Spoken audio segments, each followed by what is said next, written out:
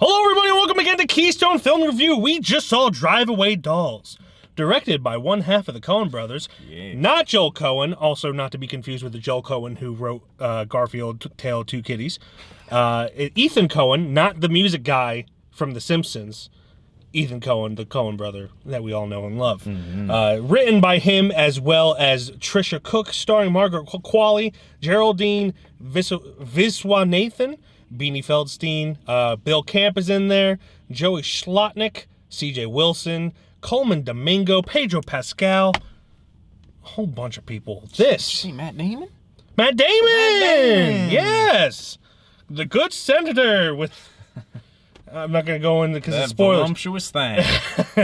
This is about a couple of lesbians that do a drive-away, which I guess was a thing in the 90s where you drive a car where it needs to be for cheap instead of renting a car. Yeah. And in the trunk is something that is owned by someone shady, so they kind of hunt them down. I love the Coen brothers. You do? As you know, they're my favorite directors. We haven't had a full Coen brothers movie since the Ballad of Buster Scruggs. Yeah. We had Joel Coen's The Tragedy in Macbeth, which was great, but not really a Coen brothers feeling movie because it was Shakespeare. A very different theme. Yeah, so it's been a long time since I had my fix. Got any more of them Coen brother movies? But yeah, I was very excited about this. It was originally supposed to come out on my birthday last year. Got pushed back. Shame. Didn't they know? I think they knew. That's why they... Those fuckers. Instead, Dumb Money came out on my birthday. It's still a fine movie, but it's not a Coen Brothers movie. But yeah, I was very excited for this, and really also like Geraldine Wesson-Nathan, or Viswanathan, sorry. She's in Miracle Workers, of course. So yeah, excited for it. Glenn, what were your initial thoughts and or expectations? My initial thoughts and expectations, to be honest, weren't really there. Yeah. I'm also a fan of the Coen brothers, even if it's just one half of such brother. Hey, one half is better than no half. But I didn't really realize this movie was even coming out until he had brought it to my attention. And even then, my attention was like, because I'm currently in like a slump of watching movies, so that's my fault. What? My fault. But Not that there's anything wrong with that. always a good time for when some Coen brothers want to ring a ding in my eye drums. What? Anyway, but yeah, I mean, you're always excited for one of these movies, but I had really no expectation of what it could have been. So this is more going to come off. How do you feel about the movie? How does your expectations feel? You know, I'm not joking. With The Tragedy of Macbeth not really being a Coen Brothers feeling movie, I was really jonesing for a Coen Brothers movie. This is closer to the tone of a Coen Brothers movie, more so their older ones like Raising Arizona, Hudsucker Proxy. They're more kind of outlandish comedies. So I was excited for it. I enjoyed it for the most part, but there is that half that's missing. There is. They're both great directors on their own. Joel more so, as we know. Joel was the main director up until I think The Lady Killers was the first one they directed together. Or maybe it was Oh Brother, Where Art Thou? No, that was... They directed all of them together, but only Joel was credited until The Lady Killers. Yeah, so it just felt like something... I enjoyed it a lot, but it felt like something was missing. We've had such a power duo this whole time that it's just not the same without your brother, man. Yeah, but it is so good at the same time. I think that's mostly in the writing because they usually write together too, and they didn't write this together. This was just Ethan Coen writing. Is there a reason why they're not doing things? From my understanding, Joel really wanted to do The Tragedy of Macbeth. Ethan did not. Ethan wanted to do a documentary that came out before this. I think is about Jerry Lewis.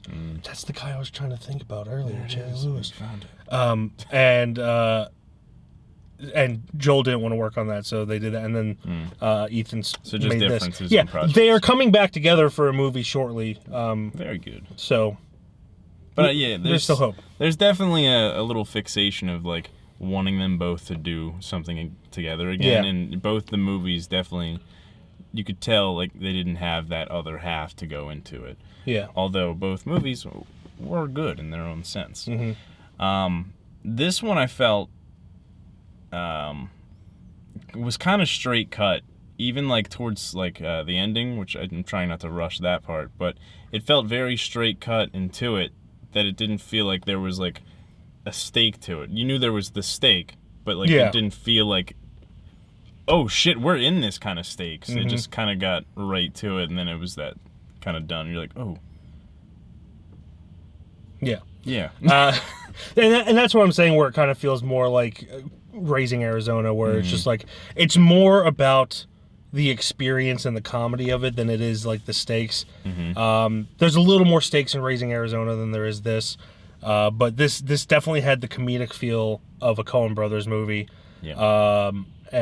But lacked that dramatic tension that I feel, I'm guessing, I don't know enough about them, that I'm guessing Joel brings to the Ethan seems to bring good like comedic banter in between the characters, and then I guess Joel's probably the one that Ethan seals in that little bit of action. Ethan was always credited as like, he was like the writer on set, which is why he wasn't credited as a director. I'm going way more into the working relationship than I need to. But it's they definitely are at their best when they're together. But I completely understand wanting to work on separate projects, because you have things you want to do, but your brother might not want to do it, but you still want to do it, and that's okay. As long as it's not like a feud between them, which it's not. So it's just it just felt like something was missing, but it was still very enjoyable. Pedro Pascal's in it for a good 5 minutes, but they are a good 5 minutes. He's so frantic and lovable. Yeah, I really would love to see him in a bigger role in another Coen Brothers movie, because I think his humor would really add to one of their stories. This was probably perfect for him because his slots lately have been so filled that it's been crazy. So this was like a nice, hey, we just need you for like not even a full day. Yeah. Just get this thing happening to you. Yeah. And then you can just go right on your way again. Yeah. The biggest issue I kind of have with it is that it was kind of,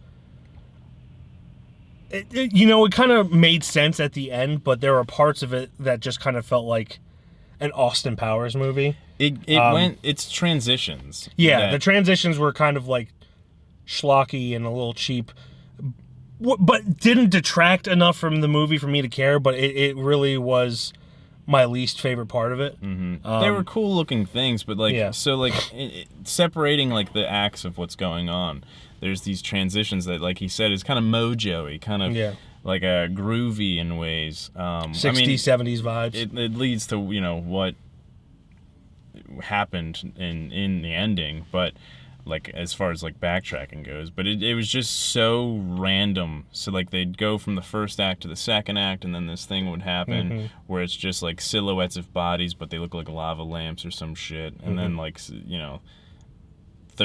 second into third, there's 3 acts, but just stand by me. There was 4 transitions altogether, I believe. Then it would go to one thing, then it went pizza. It was pizza, and then it would just like zoom out from one olive and then turn into a pizza, and then the pizza would turn into a pizza. There was a lot going on, and it was very random, but it had nothing to do with what they were doing at all. But at the time. It just transitioned from the first act to the second act, and then yada yada. Yeah. It was just very random.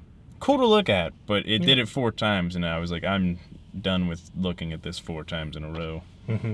The acting is great in it. Margaret Qualley was great. They felt like very Coen Brothers characters are very like eccentric, and they were all more or less eccentric, and Margaret Qualley was great. Geraldine Viswanathan was great. Beanie Feldstein was hilarious. Oh my God, playing a Philly cop. And the henchman Coleman Domingo giving a performance worthy of an Oscar the year that he is nominated for an Oscar for a full minute, and just amazing performance right there on what he was giving out. It's just I love Coleman Domingo. The subject matter of it was so crazy. Overall, it's a fun movie.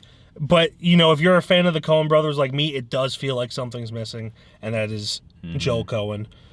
Whereas, with the tragedy of Macbeth, it didn't feel like a Coen Brothers movie, but because of that, it didn't feel like anything was missing because it was just its own thing. And I can't wait for them to make a movie together again. Yeah. Because they're my favorites. But yeah. This movie had me doing the sniffle laughs a lot. Just a lot of... Yeah. Bill Camp, MVP. Bill Camp, yeah. Yeah, he was great. There's a lot of fun things about this movie. But overall, I think the driving force of, like, they're not really feeling like there's stakes, and it kind of just... Not that it has to be, like, stakes, action movie, fucking onslaught or whatever, but it felt like... I don't know. There didn't feel like any danger. Yeah. And in the Coen Brothers movies, even, like, something as stupid as Intolerable Cruelty, which is, you know, about a divorce lawyer who falls in love but doesn't want to fall in love because he's a divorce lawyer. They did Burn After Reading too, right? They did Burn After Reading. Yeah, there feels like there's there feels like there's danger.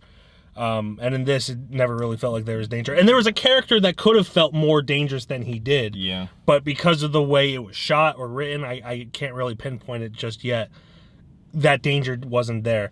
Great characters, and that especially the character that could have been more dangerous. It's just the way he interacted, and that's not really a performance thing. I think it's more directing thing. Again, maybe that came from Joe Coen and when they worked together. But yeah, it did feel like there was danger missing. Yeah. And it just got wrapped up all too nicely, too fast. Yeah. It was a pretty short movie. In a red bow. Wrapped up in a red bow. What was it, only an hour and a half? Hour 24. It definitely could have added 15 more minutes. Yeah, it could have. And it would have been fine. Yeah. But ultimately, I like it. I guess we should just get into ratings. Yeah. Yeah. It's not even close to being up there with my top 10 Coen Brothers movies. All Coen Brothers movies are great, in my opinion, or really good. But I would give this one a 3.5, and that's pretty much as low as I go for a Coen Brothers movie. Maybe a 3, but like I love the Coen Brothers, maybe blindly so. But I would give this a 3.5. Speaking of blindly so, I would give it a 3. I enjoyed it. I got some sniffle laughs. I thought it was a fun time, and I don't want to take it away from it. But I'll go with 3. I think it's a safe bet for me personally. It just had some missing things, and 15 minutes added on with a little bit of a conflict would have been a safe bet for that 3.5, maybe even a 4. Yeah. Will no one save Curly? What happened to Curly? Nothing. We don't know what happened to Curly. We don't know. You don't know either. But anyway, thank you everyone for watching. If you saw Drive Away Dolls, tell us what you thought down in the comments below. If you were a lesbian, no, I'm not going to do that one. What's your favorite Coen Brothers movie? Tell us down in the comments, and we will see you in the next video. And why is it Lady Killers? Well, that's not my favorite, but Lady Killers is vastly underrated. Only if you're a lesbian. We're not lesbians. We've established this already. Speak for yourself, ladies. It's like that middle school thing. I'm a lesbian because I love women. Goodbye, everybody. Bye-bye.